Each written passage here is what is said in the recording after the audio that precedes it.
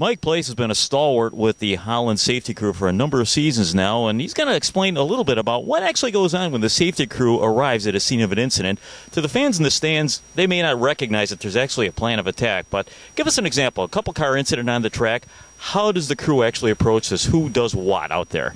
Okay, the crew basically, we have to kind of respond quickly.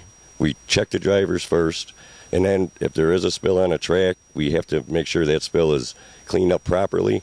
There's a lot of responsibility there because you can't make a mistake, of course, because if it's just a little bit slippery, the drivers are going to lose control.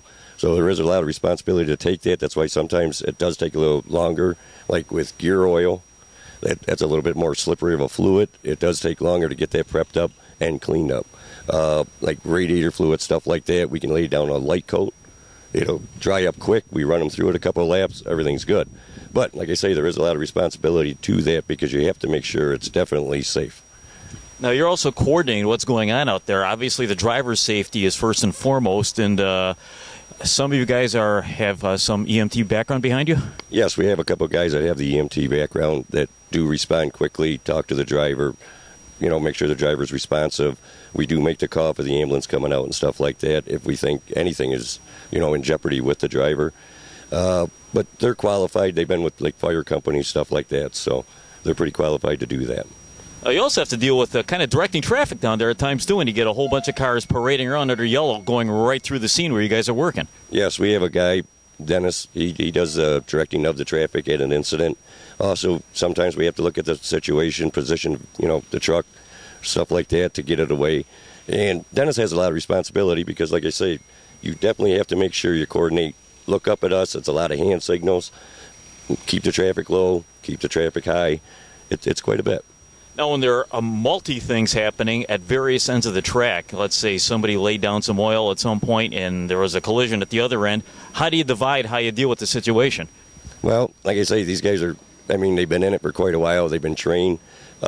In a situation like that, we'll take one lap around, or I will, to look at the situation to see. Then I come on the radio to the truck driver, which is Kenny, and address to him where to, drop the speedy dry. Usually I'm in the buggy that comes up behind. It's got a broom and stuff on it. It'll spread it out quickly. And then, like I say, if there's guys up in the other corner, that's the same thing. We have two guys on directing traffic. So we're communicating with tower, pace car, and everything else, too. So it's a real choreographed action going on out there. It's just not reacting to what you see. It's actually you've got a plan of what you're doing. Well, yeah, like I say, probably from the stands it looks like easy. Everybody can do it, But you really get down there in a situation, you got to respond quick, act quick, and like you say, you got to remember safety. And for guys that want to join the safety crew, how much training, how much preparation do you give them before you actually bring them on live out there? Usually, like I say, it's about a year. We'll put them back at the back gate. We'll bring them out into the infield, stuff like that, to let them see the situations. Some guys don't like it. You know what I mean? They see it. They think they can do it. They get out there. I don't want it.